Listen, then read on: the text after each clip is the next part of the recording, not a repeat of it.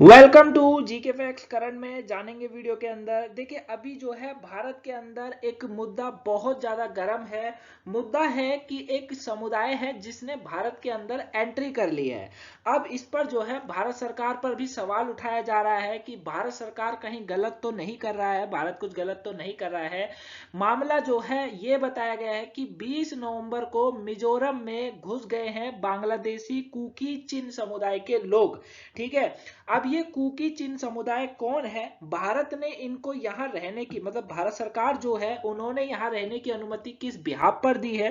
साथ में जब ये बॉर्डर पर पहुंचे होंगे तो बॉर्डर इन्होंने कैसे पार किया उसके ऊपर बात करेंगे। पूरा मामला आखिर में क्या है, क्या ये लोग अपने देश को छोड़कर भारत में क्यों आ रहे हैं, इसके ऊपर हम लोग बात करने वाले हैं। टॉपिक आपके पेपर के पॉइंट ऑफ व्यू से मोस्ट इंपोर्टेंट है। 1-2 नंबर का क्वेश्चन आपसे पूछा जा सकता है, साथ में आपकी नॉलेज के लिए मोस्ट इंपोर्टेंट है। एग्जाम में तो पूछा जाएगा ही, लेकिन अगर आप यूपीएससी या पीसीएस जैसे एग्जाम की तैयारी कर रहे हैं तो आपके लिए इंटरव्यू में ये बहुत ज्यादा जरूरी बन जाता है। क्लियर है? चलिए तो एक एक करके पॉइंटों को समझते हैं। पीडीएफ टेलीग्राम पर मिलेगा, लिंक डिस्क्रिप्शन बॉक्स में दिया हुआ है। सबसे पहले मैं आपको बताता हूं कि ये मामला स्टार्ट कैसे हुआ। देखिए कुकी चिन, जो कुकी चिन, माफ करिएगा, कुकी चिन जो समुदाय है, ये आप देख रहे हैं कुछ कुकी चिन समुदाय के यहाँ पर लोग हैं। ये कहा जा रहा है कि इन्होंने 24 नवंबर को, मतलब 24 नवंबर को डेटा आया और 20 नवंबर की डेट को कहा जा रहा है कि मिजोरम में कुछ कुकी चिन जो समुदाय है, कौन? कुकी चिन समुदाय के करीबन 270 से ज्यादा लोगों ने मिजोरम में आकर जो है प्रवेश किया है। क्या कहा जा रहा है भाई? 270 से ज्यादा लोगों ने बांग्लादेश से कुकी चिन समुदाय के 270 से अधिक लोगों ने जो है मिजोरम के अंदर प्रवेश किया है। ठीक है, दूसरी चीज ये आती है, लेकिन राज्य सरकार जो है, जो मिजोरम की राज्य सरकार है, जब ये मुद्दा उठा तो मिजोरम की राज्य सरकार ने सीधा सीधा एक बात को बोल दिया कि भैया, राज्य सरकार रिकॉर्ड में अपना बताती है कि आधिकारिक रूप से विस्थापित व्यक्ति के रूप में जो है इनको बताया गया है। यानी कि इनको ना शरणार्थी बताया गया, ना कुछ, ना इनको कहा गया कि ये विदेशी है। इनको ये कह दिया गया कि आधिकारिक रूप से विस्थापित व्यक्ति हैं। यहां पर मुद्दा गर्म बन गया।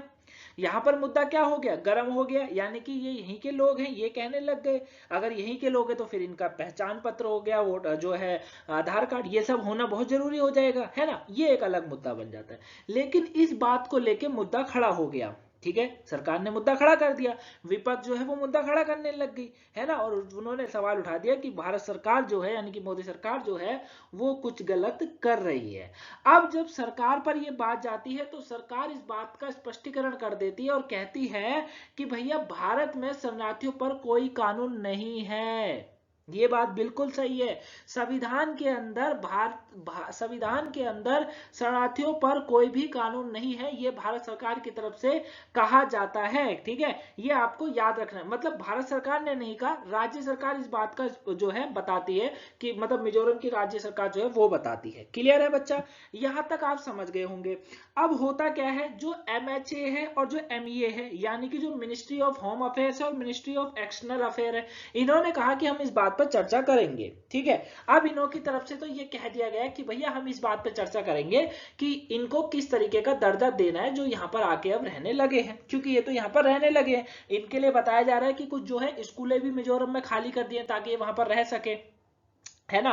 वहां पर ये रह सके। आपके दिमाग में क्वेश्चन और होगा, सर ये अपने देश छोड़कर क्यों आए हैं? तो देखिए, ऐसा ये पहली बार नहीं है कि बांग्लादेश से ये आ रहे हैं। ऐसा म्यांमार में भी अभी कुछ दिन पहले हमको देखने को मिला था। कारण एक ही होता है कि देश के अंदर व्यवस्था ठीक नहीं है ना? उस चीज से छोड़कर ये लोग आते हैं। क्लियर हो गया? अब देखिए, यहां पर जब ये बात आगे पहुंचती है तो इसमें बीएसएफ को भी इंक्लूड करा जाता है। बीएसएफ कैसे आई मैं बताता हूं। देखिए होता क्या है कि जैसे हर देश के अंदर क्या होता है कि अगर आपके पास वीजा नहीं है, पासपोर्ट नहीं है, तो आप अवैध, मतलब वहां पर वैध नहीं माने जाओगे, अवैध हो आप इस तरीके से। ठीक है ना? है ना? आपको विदेशी अप्रवासी माना जाता है ना? विदेशी अप्रवासी वो माना जाता है। ठीक है, लेकिन यहाँ तो ऐसा कुछ नहीं देखने को मिल रहा है। अब यहाँ पर एक कहा गया है कि यहाँ पर एक वरिष्ठ सरकारी ऑफिसर ने बताया कि 20 नवंबर की तारीख को जो है करीबन 25 बच्चे और 60 महिलाओं का ग्रुप 60 महिलाओं का ग्रुप ने जो है क्या करा है, बांग्लादेश मिजोरम सीमा पर जो सीमा सुरक्षा बल है यानी कि बीएसएफ है, उनके जो गश्त अड्डा है वहां पर संपर्क किया और यहां आने की अनुमति मांगी गई, जो कि उनको मिल गई। अब बीएसएफ पर इतनी तो पावर नहीं है कि वो किसी को आने की अनुमति देगा, भाई बीएसएफ ने आगे बात करी होगी तभी अनुमति मिली होगी, एक बात इसको भी याद रखिएगा, ठीक है ना, एक बात इसको भी याद रखिएगा। क्लियर हो गया। अच्छा, ये भी बताया जा रहा है कि बांग्लादेश का जो चटगांव है वहां पर जो हील टेक्स के ईसाई समुदाय हैं वो मिजोरम के लोगों के साथ उनके घनिष्ठ जातीय संबंध हैं। ठीक है, ये भी आपको इस बात को भी जो है थोड़ा याद रखना है। क्लियर हो गया। अब बात ये आती है कि ये लोग ऐसा क्यों कर रहे हैं, भैया अपना देश क्यों छोड़कर आ रहे हैं।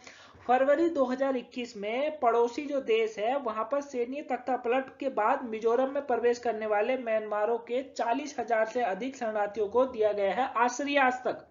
समझ रहे हो क्या कह रहा हूं मैं, मेरा कहने का तात्पर्य है कि फरवरी 2021 में जो पड़ोसी देश है वहां पर जब सैन्य तख्तापलट हुआ मिजोरम के अंदर, तब भी ये बताया जा रहा है कि करीबन करीबन 40,000 से अधिक शरणार्थियों को आश्रय दिया गया था। अब बांग्लादेश शरणार्थियों के लिए भी व्यवस्था किए जाने की खबर बहुत गर्म हो चुकी है और इनको भी यहाँ पर आश्रय दिया गया है। 270 से अधिक लोग यहाँ पर रह रहे हैं इस समय में, कहां पर, मिजोरम के अंदर। ठीक है, तो यहाँ पर मुद्दा जो है वो यही है कि सरकार ने क्यों अनुमति दी। अब सरकार ने भी ठीक कहा है कि भैया हमारे पास जो है शरणार्थियों पर कोई कानून नहीं है, हम रोक नहीं सकते हैं। ठीक है ना, ठीक हो गया, ये बात आप समझ गए होंगे अच्छे से। ठीक है, अगर मैं थोड़ा सा आपको बैकग्राउंड समझाने की कोशिश करूं तो देखिए 2021 में जो MHA है यानी कि जो मिनिस्ट्री ऑफ होम अफेयर्स है, उन्होंने नागालैंड, मणिपुर, मिजोरम और अरुणाचल प्रदेश के मुख्य सचिव को म्यांमार से भारत में अवैध घुसपैठ को रोकने के लिए कानून को अनुसार उचित कार्रवाई करने को कहा था,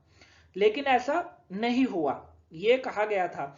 ठीक है, अच्छा, जब ये कहा गया कि भैया आपको उचित कार्रवाई करनी चाहिए तो MHA ने क्या कहा, MHA की रिपोर्ट में क्या कहा गया, MHA ने कहा यानी कि मिनिस्ट्री ऑफ होम अफेयर्स कहता है कि राज्य सरकार के पास किसी भी विदेशी को शरणार्थी का दर्जा देने की कोई शक्ति नहीं है।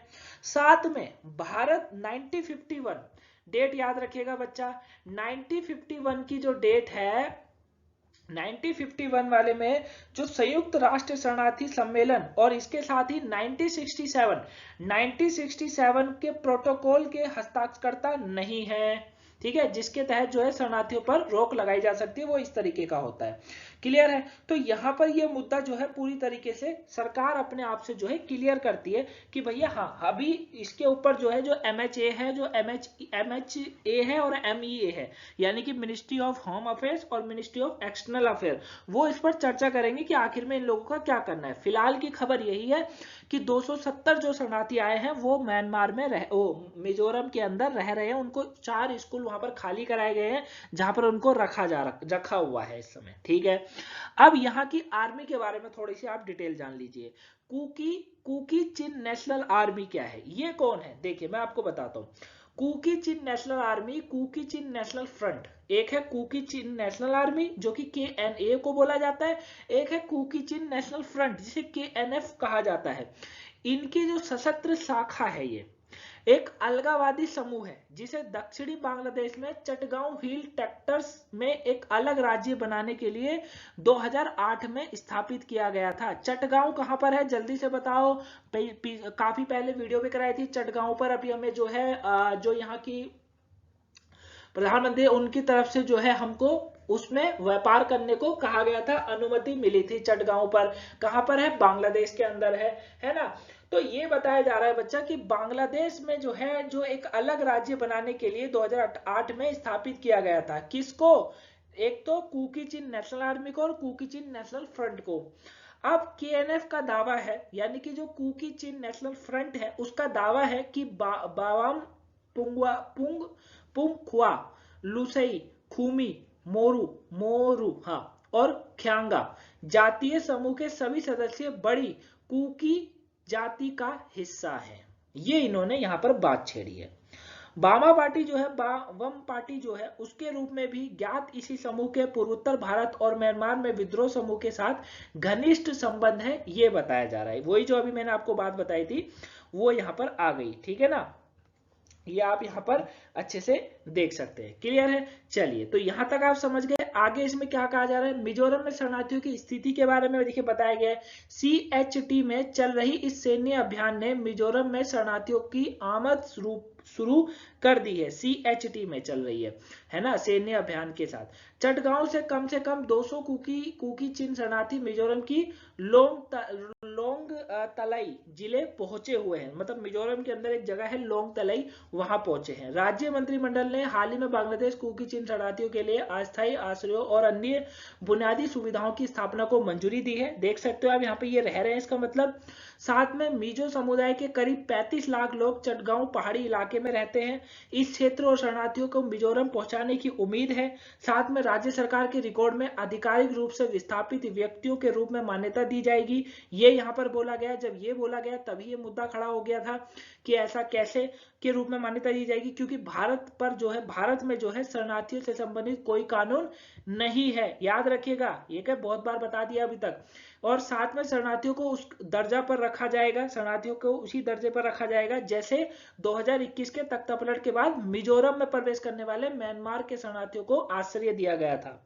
मिजोरम, जो कि बांग्लादेश के साथ 318 किलोमीटर लंबी सीमा साझा करता है और वर्तमान में म्यांमार से लगभग 30,000 शरणार्थियों की मेजबानी करता है। क्लियर है? ये पूरा मुद्दा है। तो आई होप आप इस मुद्दे को समझे होंगे। हालांकि अभी तो इनको शरणार्थियों के रूप में दर्जा दिया गया है, निकाल नहीं सकते हैं, है ना। हमारी संस्कृति कभी किसी को बाहर नहीं निकालती है, वो भी बात आ जाती है। तो पूरा मुद्दा ये है गाइस। आई होप आप इसे अच्छे से जाने होंगे। अगर आपको लगा हो कहीं मैंने आपको सही से नहीं समझाया है तो मुझे कमेंट बॉक्स में बताइएगा, मैं आपको वहां आंसर जरूर करूंगा। ठीक है, तो वीडियो पसंद आई हो लाइक सब्सक्राइब शेयर कर देना है।